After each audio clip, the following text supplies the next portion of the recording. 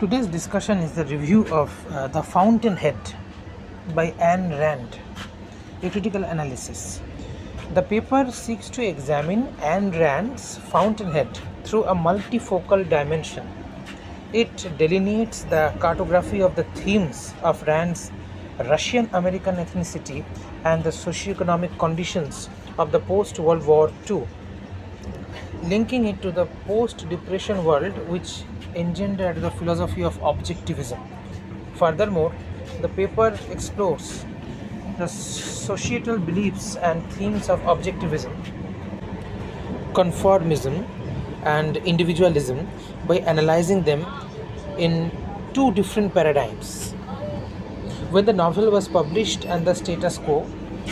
the paper finally goes on to underline how these antagonistic views of society have been exemplified by Rand through the characters in the novel and how The Fountainhead serves as a commentary on the schism in society over the topic of individuality and conformism. Key words are objectivism, conformism, individualism, Great Depression, United States of America, feminism. Introduction. The Fountainhead, which was published in 1943, stands no less relevant among various sections of society today as it did then because of its underlying themes that have proved themselves to be eternal and vital to the existence of mankind. Since the post-World War and post-Depression epoch, the seeds of individualism, conformity, and objectivism have been deep rooted in societal foundations of the world, challenging and endeavoring to narrow the schism in society between the individual and the nonconformist. However, the cardinal purpose that these themes served during the mid-1940s differs substantially to the purpose these philosophies serve today. Much of this chasm has been prodded by the contradistinctive socio-economic conditions prevalent in society today and in the post-World War milieu. In addition, Rand's Russian American ethnicity, her first-hand experience of the 1917 Communist Revolution, World War II, and the Great Depression have also been instrumental in the development of Rand's opinions on the primary themes of the novel and suggestive of her choice to exemplify polar personalities that persisted in society through each of the characters. Rand's idiosyncratic comprehension of communism was engendered at the mere age of 12 in the wake of the Communist Revolution in 1917. The event of her father's Zinovy Zakharovich Rosenbaum pharmacy being nationalized by armed soldiers delineates the genesis of Rand's condemnation of communist tenets that proselytize social/collective solidarity over individualistic interests. In one of her interviews, Rand asserts, "I felt the way he looked. His was one of helplessness, murderous frustration, and indignation, but he could do absolutely nothing." Zinovy himself held a radical stance against the Soviet government and vehemently protested against working for them, an act which left the family in starvation many a times. Thus, the obliteration of her father's wealth and unique identity by communist ideals serves as a catalyst for the precipitation of Rand's rejection of altruism and adoption of laissez-faire capitalism, which literally translates into "leave us alone." That is, it allows for individuals to carry out economic affairs without the interference of the government, as mentioned by Samuel Bostaph in his Ayn Rand's Economic Thought. During her address at Lewis and Clark College on the goal of my writing, she identified that goal as the projection of an ideal man, and inarguably The Fountainhead is the first of her novels that outline her vision of that ideal man. Rand added that in order to do that, she had to place him in the kind of social system that makes it possible for ideal men to exist and to function, a free, productive, rational system which demands and rewards the best in every man, and which is obviously laissez-faire capitalism. In The Fountainhead, the concept of Laissez-faire capitalism has been elucidated extensively in Roark's infamous courtroom speech through the allusion of the creator, where he states that the basic need of a creator is independence and that there is no such thing as a collective brain. These lines also underscores Rand's support for nonconformism and championing of the individual. Rand's arrival to the United States and her exposure to the socio-economic implications of the First World War that were now getting remodeled with the onset of the Great Depression not only validated her denunciation of altruism, the doctrine which demands that man live for others and place others above the self, but also bolstered her espousal of ethical egoism or objectivist ethics. In her book, The Virtue of Selfishness, Rand elucidates on the principles of objectivism by summarizing the objectivist ethics holds that the actor must always be the beneficiary of his action and that man must act for his own rational self-interest, and that his right to do so is derived from his nature as man and from the function of moral values in human life, and therefore is applicable only in the context of a rational, objectively demonstrated and validated code of moral principles which define and determine his actual self-interest. She further adds that a man's ethical purpose is to sustain and further his own life. Therefore, that which is proper to the life of a rational being is the good, that which negates, opposes, or destroys it is the evil. Another factor that might have supported Rand's development of objective ethics was the affirmative individualistic stance and subsequent prosperity, corroborated by the nation's victory in the First World War, which got reduced into an overall malaise. Part of this can be attributed to the fact that many Americans had begun to seek self-appraisal and self-worth through materialistic aspirations, and as their financial dwellings dwindled, they were possessed by a spell of hopelessness. According to historian Harvey Green, psychiatrists' offices were thronged by upper-class men who sought help to cope with their wealth, which fell into a state of inertia. Moreover, suicide rates increased in late 1929 and continued to increase until 1933 from 13.9 per 1 lakh to an all-time high of 17.4 per 1 lakh. This provided a riveting incentive to Rand to formalize her view of a philosophy and system that enabled an individual to exercise rights that preserved the individual's freedom to engage in those actions that support his life. Now coming to materials and methods. Explorations of myriad evidence provided by the happenings in the lives of the American people during the Depression period seemed to suggest that they provided inspiration for Rand to develop characters in The Fountainhead. For instance, it is fair to make a supposition that the example of James J. Riordan, president of the New York County Trust Company, who committed suicide over the shame he felt over losing others' money along with his own funds, offered a compelling case study for Rand to develop the character of Ellsworth Tuhey. Riordan's sacrifice of the self for others, a disposition exemplified by many people in society during that time, becomes a metonymy through Tuhey's character and is seen to have some bearing in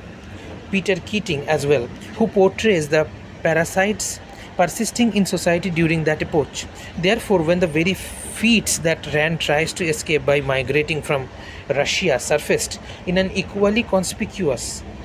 manner in the States, it acted as an impelling force for her to seek for a Roarks in society to rejuvenate man's self-perception and individuality. Samuel Bostaph, in his essay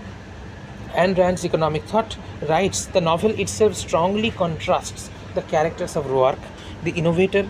Peter Keating, the intentional parasite, Gail Winand, the unconscious parasite, and Ellsworth Tuhey, the misogynistic manipulator, which validates the argument that Rand's philosophy and the description of American society through her characters exemplify her own ideals. However, a character that has not been mentioned in the aforementioned line by Bostaph and stands as one of the most intriguing personalities in the novel is Dominic Francon. It is evident throughout the novel that Dominic's unique persona and characteristics that are in uh, direct contrast to that of other female protagonists like Catherine Halsey, Louisa Keating, Lois Cook, etc., make her superior to the other females presented in the novel. Dominic is portrayed as a fiercely independent woman with a high degree of individualistic opinion who has a proclivity for recognizing the greatest potential that a human is capable of. Her acute sense of morality would rather have her destroy Roark than to have him exist in a world which does not recognize nor respect the greatness of such an ideal man. Such is the standard of individualism and objectivist ideal that Rand bestows upon her. However, Dominic's formidable attributes have also been met with much scrutiny, especially by feminist critics who have condemned Rand for presenting Dominic as anti feminist in the scene where she gets raped by Roark. In the years following the publication of the novel, Rand has clarified that the act was that of consensual sex by writing that they had been united in an understanding beyond the violence, beyond the deliberate obscenity of his action. The critical point to note is that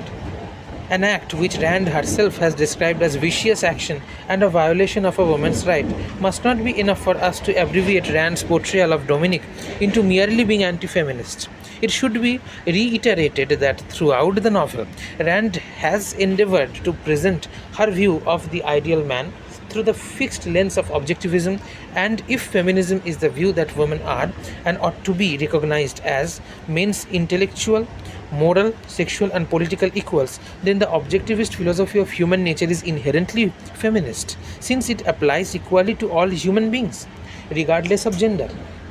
or race. Furthermore, the substitution of sentimentality, which is seen as a hallmark of femininity, with cold, individualistic, and steadfast judgments in Dominic's patently exemplify the ideals that man must act for his own rational self interest and validated code of moral principles which define and determine his actual self interest. The juxtaposition of Dominic's traits with that of Catherine Halsey and Louisa Keating, who both display an absence of a self, with their identity being defined only by their affection for Peter Keating and a lack of direction to help them foster their own self interest,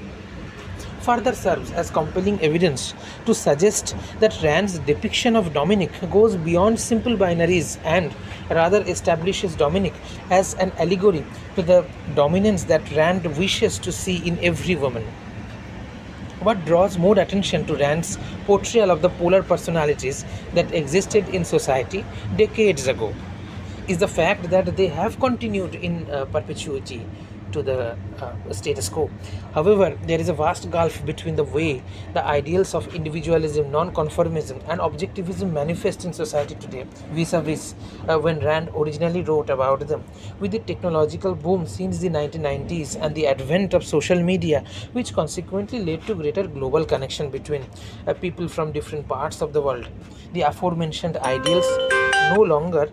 restrict themselves to the purview of capitalism and occupational pursuits. In the 21st century, the persistence of oligopolies, greater trade glorification of startups and entrepreneurship, and increasing investment in brand recognition have made the importance to adopt the ideals of individualism and non-conformist paramount. The world today thrives on being able to sell a certain type of idiosyncratic lifestyle, that is, everyone from social media influencers to business firms depend on being able to create mass appeal through certain particularities in their personality in order to be relevant amongst their competitors and the common man. This conspicuous paradigm shift has resulted in individuals subconsciously or more so conspicuously or consciously running on a treadmill to keep up with the changing dynamic of the ideal self as affirmed by society. Paradoxically, in the effort to assert one's self identity, individuals are actually falling prey to living like what Rand describes as a second hander, a parasite fed by the minds of others. Moreover, a growing trend of sacrificing the self in order to conform to the standards of what society deems as acceptable is being observed among today's generations. A vast majority of people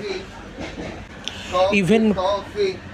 profess that the sacrifice of the self according to society's demands is a crucial factor in determining an individual's success in the world. A recent research conducted in New Delhi amongst people older than 13 years of age reveals that people believe that there is a direct correlation between the ideals of self sacrifice as per society's expectations and personal gain.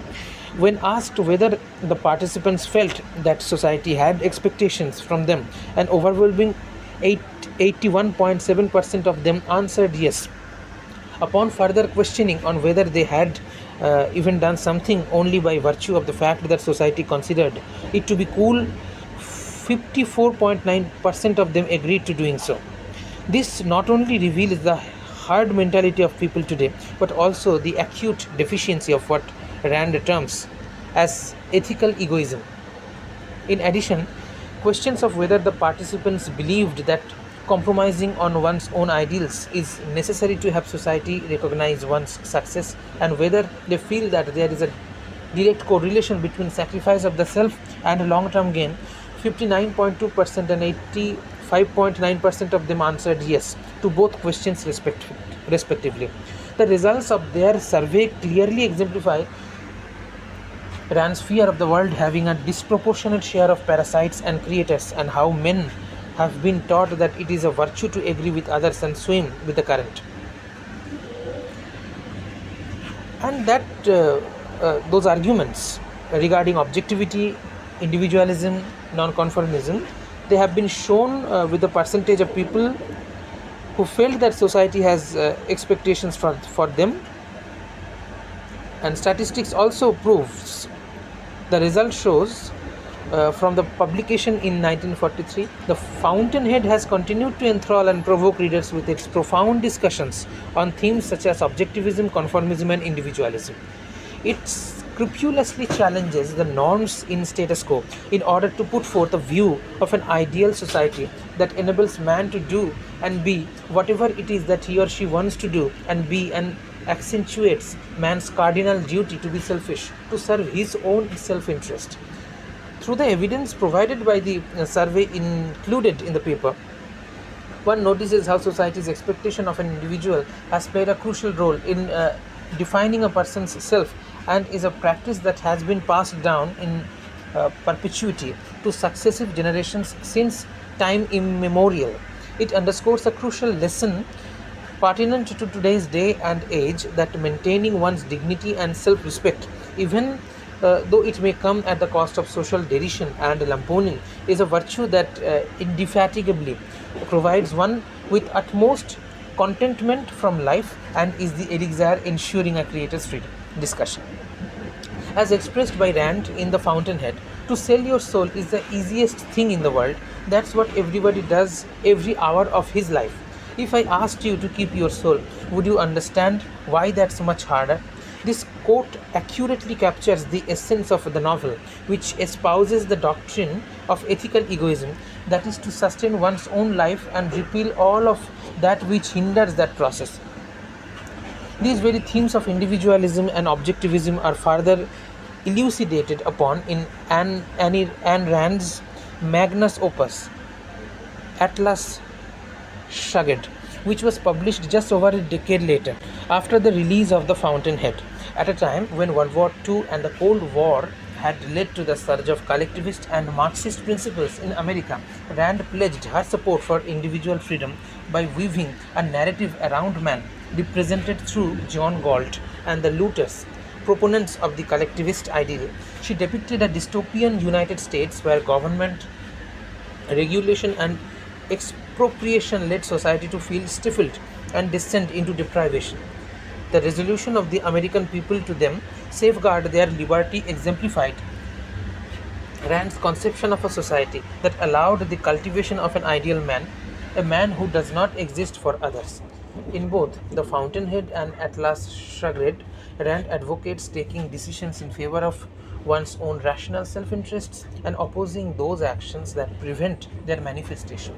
In addition, the lucid juxtaposition of the ideal man Howard Rourke and John Galt, with protagonists like Peter Keating and the Moochers in The Fountainhead and At Last Shrugged, respectively, serves to convey to the readers the pitiable and poignant state of those who chose to live their life in pursuit of satisfying the expectations of others.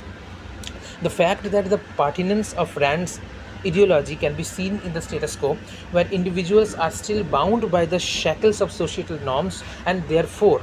perishing from an orgy of self sacrificing, shows the true success of the Fountainhead in being able to promulgate a doctrine that strives to liberate man from all that prevent him from realizing and becoming his true self.